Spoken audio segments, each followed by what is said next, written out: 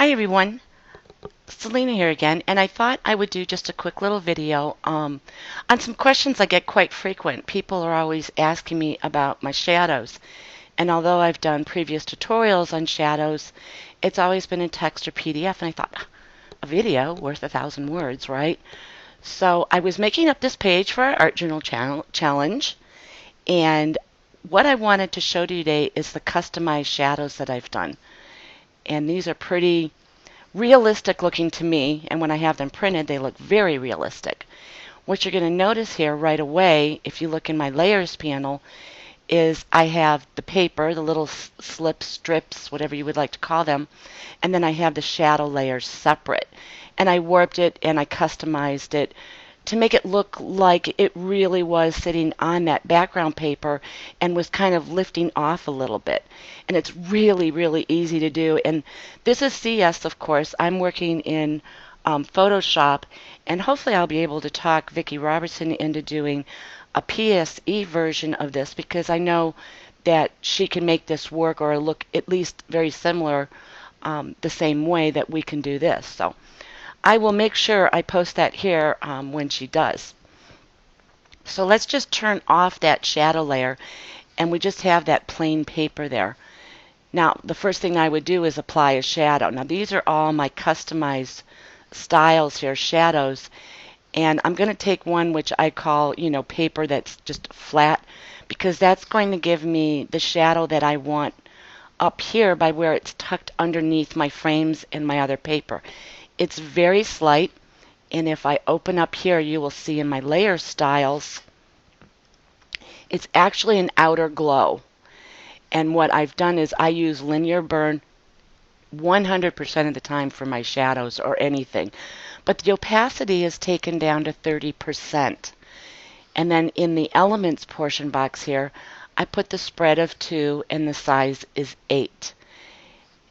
And my color, if you will notice also, is not black like a lot of people do and then they use multiply. It's more of just the deeper orangey brown. I mean, it looks almost black, but it's brown. And when you use a color like that, your linear burn reacts much better with the background paper. You're not just getting this black shadow, because shadows truly are never black. They always are going to pick up the color of a paper that's below them or casting onto them. That's how real life shadows work. And if you look at shadows in your real life around your home or your office, you're going to notice that shadows are never really black. They're picking up what's behind. Once you have settings like this and you're very, very happy with it, do like I do and say new style, and you give it a name. And I always include layer effects and layer blending options, because if I have any special settings in here, I want to make sure I carry that with my style. And then I would just call this whatever I personally refer to it, and this was paper flat. Now I could, if I was going to sell them or something like that, if you're a designer, I would put my initials or my name or something in front of them. These are just my personal ones. I don't sell them. Maybe one day I'll get it all together, my spare time. So that's what I've done here, is I've applied that shadow. Now the first thing I'm going to go over is by this little FX mark in my layers panel. I'm going to right click, and I'm going to go all the way down here where it says create layer. And so now I've created a shadow layer just like I did this one. I'm going to click on that layer, and then with my move tool selected, or V for your shortcut key for that, I'm going to just click on one of the corners here. And if you look up here in your top menu along with your move tool options here, there is what looks like a little radar screen with these arrows warped semicircle here, and it's going to pop up if you have your tool things marked. It pops up and it says switch between free transform and warp modes. This is how I make my shadows unique. It's not just a simple shadow. And by clicking that, I can start to click and drag little pieces, and like I want the shadow closer up near the paper, almost completely flat. I'm just going to pull that in very slightly. I pulled my corner down just a little bit here. And you can begin to play and make this work the way you want it to. Now, when you click on the grip or the little handle here, sorry, 25 years of calling it a grip in most computer graphic programs, but I know that Photoshop refers to this as a handle. So if I ever say grip, you can catch me and correct me, but it is truly called a handle. But if you grab them, they react a little bit different, because if you grab inside here, it's going to pull more of this whole area. By using the little handle here, you're basically only getting the edge portion of it, with littler amounts, smaller amounts of it being warped in here. And I play with them and I make them go exactly where I'd like to. And sometimes it works just doing that, and I'll click the check mark. Sometimes I want just a portion of a shadow, say on this strip. And this is real easy. I take my marquee tool and I marquee around this whole portion where that bottom part of that shadow is. Switch back to my move tool with my V, click the corner again, and then click the warp mode. And now I am just warping this portion of that layer, that shadow that's on. And I can pull and turn this a little bit more, pull it out even slightly more if I want, pull this part in because I like my corners to look like they're more lifted than my interior side of it. And I just play around. And maybe this one, unlike the two strips above it, is actually be a little bit more lifted here, being a bottom one, or maybe I want it completely hidden because I have a staple here. Now if I'm stapling this, it's going to be tight to the paper behind it. It's all about making it look realistic. And if I zoom in, you'll see there's still a very slight shadow on the top because I didn't use a drop shadow. Because I used that outer glow, I'm getting a very slight, it's only a couple pixels, mind you, like 2 pixels, that very slight shadow just above, which to me makes this look more realistic.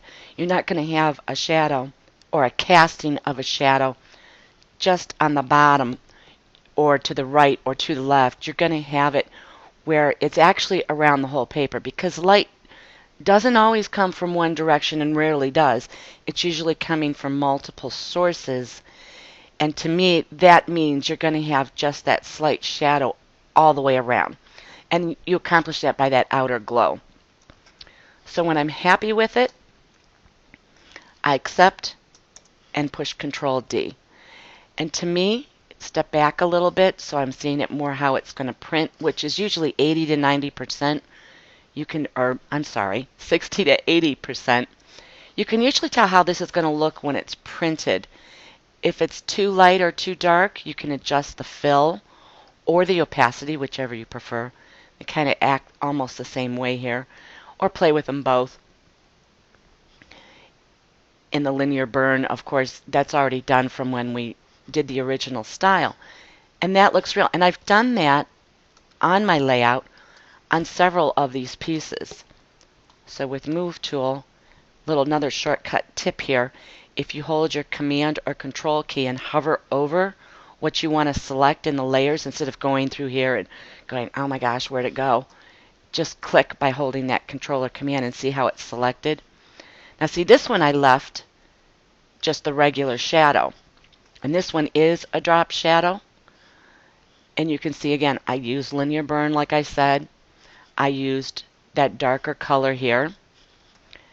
I usually do 135 or 45 degree angles, but I have a higher opacity because to me it should be a little bit darker because I'm seeing a little bit more in depth, and everything's adjusted here. So that one I left alone, and then this one I know I warped. This piece of paper, see, it has the separate shadow layer, and if I turned off the top, you'd see there's the shadow beneath it. And while we have that off, I might as well show you, and I can show you quickly with a guide. It is not straight.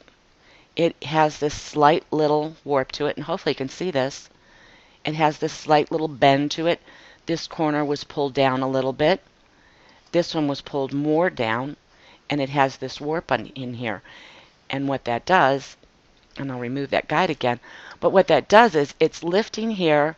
I pulled it in where the stitches are going over because the stitches are going to hold it closer to the paper. And then I figured, well, usually how my paper ends up, because it's been inked and painted in real life, it kind of curls on me. So of course I wanted a little curl in here. And this provides me a much more realistic looking digital page. Control or Command 0, and it zooms all the way back out for me. And if you look at it overall, and I'll just click over here so there's no guides, you can't see any boxes. That is how I've created a lot of these. Either just the standard shadow sometimes works fine, and sometimes I want to warp it. Here's another one I know I did.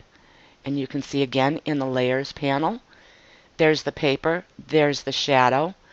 What I wanted to do with this one, if you look, you'll see this is higher up than this corner that's pulled down.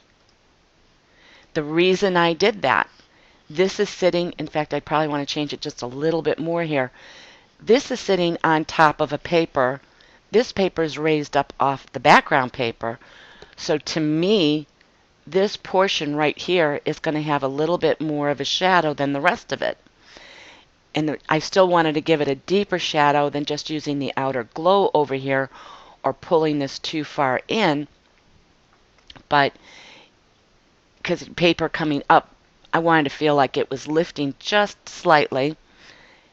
But I wanted this to be farther in here, like I said, over that paper. And if you go zoom back out, that's exactly the way it looks. Like this is sitting on top here a little bit more, and this one is coming up after it's off of that portion to here. Now there is one more thing I do. I call it my secret weapon. And if we go back to this one on its shadow, if you notice, because I used outer glow and the settings that I used, this is kind of a harsher line. It's not as blurred like a true shadow would be with a Gaussian blur. But I would want that sharper line over here because it's closer to the paper. Neat little trick. You just go through here, and on your tools palette you're going to pick your blur tool, and that's right here. And with the blur tool, and I have just a regular brush being used here as circle, and I believe it has, no it doesn't, it's not a soft edge brush. So there is no, the hardness, sorry, is up to 100%. And I'm going to take the spacing all the way down so that it's completely close together. And with the blur tool, I have this set at about a 50% strength. You can adjust that anywhere between 30 and 50 usually works best for me. And right here, where the paper's lifted up more, what I want to do is blur that a little bit more, because that's how it would appear in reality. I'm going to take my strength down to about, maybe 20, 21%. Just by hovering over here, I can do that instead of doing this.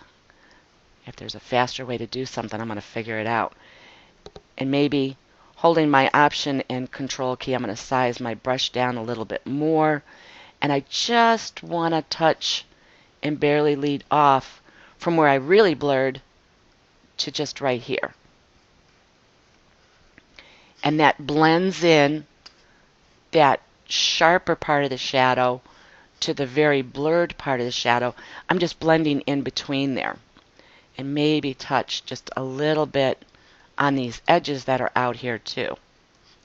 And if we step back again, you start to see this really looks like a realistic shadow would. Like I said, look at things around your home, in your office, and try to come up with, a similar scenario and study that shadow. You're going to really see how these shadows are slightly different. And by digital, you can tell a digital layout real quick and easy just by looking at it and knowing somebody didn't tweak these little things. I mean, they're tiny. They take you, 30 seconds or a minute to do each one. But when you look at the overall, there are some of my layouts when I've taken the time to do this that people go, okay, is that one of your mixed media projects or is that a digital product? Because they're not always sure. And there are some designers out there that have gorgeous, gorgeous shadows. And if you can, you pick their brain and ask them, how'd you do that? Every designer is going to do it different. Every scrapbooker is going to do it different. Um, there are certain scrapbookers out there. I mean, I just die when I see their pages, their shadows. It is so realistic. I'm asking too, is that real life paper or is that digital? And that's what we want in our digital. We want it to look like our real life papers, our art, things like that. And that's why I bring in and scan in a lot of my artwork too, because I want it to have that look, that normal, what I can achieve in real life art. So I hope this helped you today. Feel free in the comments below if you have questions or anything. Feel free to ask. Or if there's something maybe you want me to go a little deeper into, I'm here, and that's what I'm here for. I love to share and teach little tricks I've learned on the way or learned from other people.